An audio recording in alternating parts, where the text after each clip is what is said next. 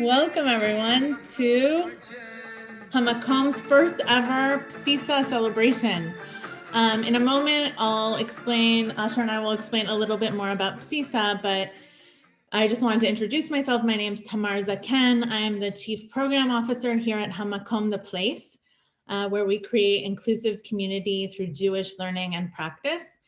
And this program, Bsisa 101, is part of a program called the Jewish Holidays and Traditions 101 program, aimed at sharing the beauty of Jewish holidays and traditions with our community and including many traditions and holidays that you might not know about. Our next program coming up is Mimuna, which is a Moroccan post-Passover celebration. Tonight, we're going to start by sharing a bit about this celebration that is most commonly celebrated in Libyan, Algerian, and Tunisian Jewish communities on the first day of the Jewish month of Nisan, the Jewish month that started Sunday night.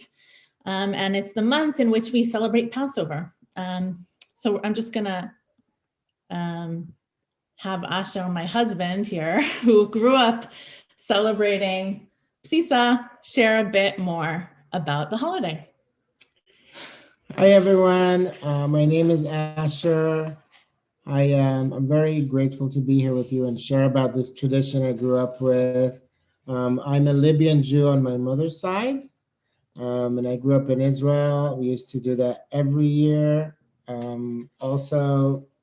Sometimes they do that when a baby is born or like when you move into a new house. So it's a beautiful homebound ceremony that is supposed to help us like start off on the right foot and with an optimistic vibe. So, and it's the perfect time for that. We do it every year, Rosh Chodesh Nisan, the first day of the month of Nisan. In the Bible, it was Rosh Hashanah, it was the new year. So you basically want to start the new year and ask that it'll be a good year, just like we do on Rosh Hashanah. We want a year where everything will be perfect or good or better. But it's a little different here because Rosh Chodesh Nisan is also traditionally the creation of the world. It's the dedication of the Mishkan, the tabernacle, the altar that was used in the desert. So all of these things are mixed together in this mixture. It's basically the beginning of spring, right? It's the new year. So we want the new year to start on the right foot. We use symbols of sustenance and prosperity like grains, oil, and even a key. We actually mix the food with a key. We have a Fairyland key here too. Shout out to Oakland. Yeah. So technically we eat food that was stirred in by a key. It's not super sanitary, but the key symbolizes the opening of the gates of heaven for our blessings, for our prayers, for our hopes, for our wishes, and also the house. So like universal and very intimate at the same time, just a nuclear family. And if you grow up like me in a Libyan community, you have to be there. You have to be there with your family and you ask for a good year, but you don't ask for a good year just for you. You don't ask for a good year just for the Jewish people. You ask for a good year for the whole world. It's actually in the blessing. We ask God to bless us and have others be blessed by that giving. We're like a receptacle for all this blessings, and we pass it forward, play it forward. So, and the mixture itself, grain, I said, and oil, is reminiscent of the offering that was in the Mishkan, the tabernacle, the altar in the desert, also later in the temple. Again, grains and oil. So it all comes together in that, in a very beautiful homebound ceremony led by the matriarchs, the mothers, the aunts in my case also were very present. And I think that's the most beautiful thing about it for me, because it's a homebound tradition and custom. You have more room for change, and the women add more blessings, like whatever Yeah, they and feel like I think another, saying. and sorry to interrupt, since it's a matriarchal thing, I'm interrupting in my house, but I think one of the things I love about it is also that, like, it's a lot of our Jewish traditions, you know, we don't need to go to a synagogue to do them. Like, we can do them in our home, and we can be empowered to, you know, bless and to write our own blessings. And I think that you really see that in the Bsisa ceremony. So I'm just gonna kind of explain about the different parts of the ceremony.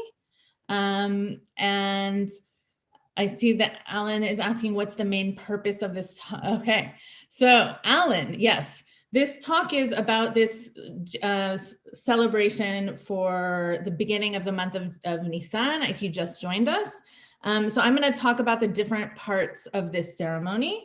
So as Asher said, we have here the Bsisa bowl, Bsisa, B-S-I-S-A, and it includes different kinds of flour. We got some almond flour and whole wheat flour, but you could use barley flour too.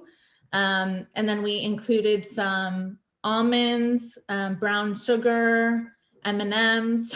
We added The candies. The candies are an example of like how much wiggle room you have when it's a homebound tradition and custom. Traditionally, they add almonds and like these old-fashioned Italian candy. I don't even know the kind that you get like in little packages when you go to weddings. I think and I don't remember. I think they used to call it confetti when I was growing up. But again, you can. And then we have some dried fruit here. So we have this, and then what happens is we take oil, and we're going to do it in a moment, but we're also going to see a video of someone in Israel doing it. Jordan almonds. Yes, that was it. Thank you, whoever wrote that in. So, and then what we do is we use the key to, like, one person pours the oil in and one person uses the key to mix the mixture. And as we mix,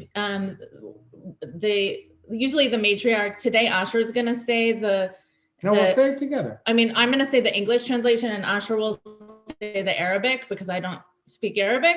And then after you do this mixing and you say this blessing, then everyone eats part of it. And then in some families, my friend Chaya Ne'eman in Jerusalem, the mother of the family blesses everyone with a very specific blessing because she kind of knows everyone in the family and knows what they need. So she blesses them. So those are the parts of the ceremony. Let me just quickly bring up this video. 1 second. So he's going to be speaking Hebrew, but I'll explain after what he said. עבודות המשכן שעושים זה בחיטים ושעורים. ולמה עושים את זה? כי זה תוך כדי שעושים, יש להם את המילים בערבית שעכשיו היא תגיד, שאין מושג, רק היא יודעת איך להגיד את זה, שזה לזיווג ולפרנסה ולהצלחת עם ישראל, ואנחנו גם תוך כדי נכוון גם שהקורונה תיגמר בעזרת השם. אמן. חודש טוב. אמא? חבוד. יפתשך בלא מפתשך, יעתאי בלי מנה, תבזקנה או תבזקנה, עד בדי חר מסנה, ריצ'ק סיסה ליצ'חוק, אלימן דוס בו, רבייה תיס בו, אלימן דוס דואה, רבי פורז'לי, עדי בסיסה תניסן, לכל עם ישראל, ברכה, בריאות והצלחה, אמן. He was kind of he said some beautiful things about his mom. First of all, he called her a queen, and he kind of introduced her, and like I felt like a very powerful kind of relationship. But he also, do you want to say a few words about what he shared? Yeah. So the blessing is a little longer than what I'm used to because it's Tunisian, but it starts off the same way. It's in Arabic, in a similar Arabic dialect that reminds me of the Arabic I grew up with. And they also added, it's a longer version, but they also added more blessings, which was beautiful. Like he said that he wants the pandemic to be over. Like, may this pandemic be over and everyone be healthy and, have a great year.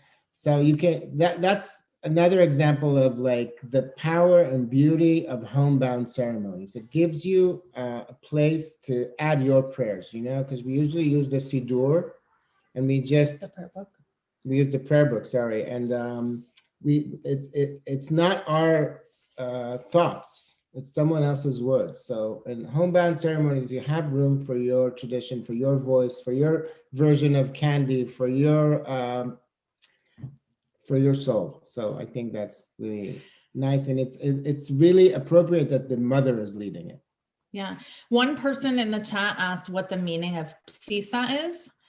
And so in Arabic, Bsisa is the turning. It's the turning of the key, or just the movement. The etymology of the root is base, a foundation, which is again very connected to what we're doing. We're talking about the foundation of the world, the foundation of the year, basis. Mm-hmm. So we're gonna do the Bsisa ceremony now. I'm gonna kind of move my computer a bit so you can see us doing it. Can they see? Yeah. You can see. I have the key here to my house. I cleaned it because I'm gonna have to put this stuff in my mouth in a second. Okay. And Asher is gonna pour, or I'm gonna pour. You're gonna mix and I'm gonna pour, and you're gonna say the blessing. Traditionally you will pour and bless. Yeah. But I will do the blessing. So Ya Fatshach Billah Mifshach. You who open without a key. Ya Attai Billah Minna. You who gives without any donation. Rzakna warzak minna. Bless us with prosperity, and we will help others prosper. Rzak al-abid al-kula lana. May we always have what we need this year. Amen. Amen. Okay. For everyone's prosperity and health and blessed memory of all my Libyan family members. Yeah. And so now health of those who are living.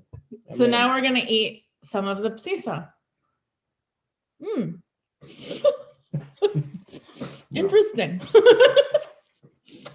I'm gonna take a little. This is great. I took a little M&M to even it out. Okay. So I just wanted to add a blessing because I'm the matriarch of my family. So for us, the key symbolizes the opening of doors physically and spiritually. And after this year of closed doors and of separation, we wish all of you here with us and all of our families and all of the people in our communities and in the world, a year of health and connection and love and hope. And we wanted to kind of end this learning and this ceremony with your blessings. So if you could each think for a moment about a blessing, because like you have the power to bless now. A blessing for our community, for yourselves, for your family. And if you'd like to share that blessing in the chat, we would be so thankful to see your blessing. So take a moment and add your blessings here, and we'll share them. And if you want to add them here, I'll read them out loud so that we can all be blessed. They're talking about the rings. There's a question about the jewelry, and that's like a very interesting thing. So Tunisian Jews mainly, they add jewelry, mainly wedding rings, also like coins. Again, not very sanitary, but it's worth the risk, because according to the tradition, we don't do that in my family, but according to the tradition, if you are lucky enough to have jewelry or coins in your Bsisa that you eat, that means you will have an extra good year. Yeah, it's like the jackpot. And the symbolism is also beautiful, because we mentioned the Mishkan, the tabernacle, that was built with gold that the women of Israel gave in the desert out of generosity for the building of the tabernacle. So it symbolizes giving and donating. Right. And I think, again, like the main idea is that we ask not only for ourselves. So if anyone has a blessing they'd like to share and they want to put it in the chat, we would love to hear your blessings. And if you don't want to share it in the chat, it's okay. And you just want to say it inside your soul, that's good too. Thank you, Rabbi Ruth. May this year begin now. And may it be a year of blessing and light and peace. May this moment of turning be great. A great turning of our world. Beautiful. Thank you, Ren. Blessed this year to be a year of sweetness. Thank you so much. Beautiful. In this month of Nisan, may the keys open our hearts and our souls. Thank you, Mazal. May we all be blessed with comfort and peace in the new year. Thank you, Debbie. So I encourage you, I think it's just one great thing that you can bless and you can write blessings and you feel you have the power to bless. And that's what I love about this holiday, that it reminds me of my blessing power. I think a lot of the matriarchs in my life have that power to just know what to say, know how to bless, know how to kind of give these good vibes, especially in times of trouble. And so thank you so much for these beautiful blessings. I'm going to close us out. We're going to end with a bit of music, but before we end, I just wanted to say thank you for all of you for being here, and to stay tuned for our upcoming programming. We have an event coming up on Thursday night called Come to Our Seder Table, which we'll be able to kind of learn more Jewish traditions from some great educators from our organization, Hamakom, and from One Table. And if you're able to support us tonight and help us reach our matching goal, that would be great. Lisa's gonna put the link to donate in the chat. And that's it. Thank you so much. I can end with a blessing too. Okay, yeah, you can end with a blessing. So what we traditionally say at this time is we say two things. We say Kul am wa anta b'khair, which means everyone and you as well have a great year or a good year. And the reply is Zaydin mush naksin, which means may we all meet here again next year and no one will be missing. Amen, amen, amen.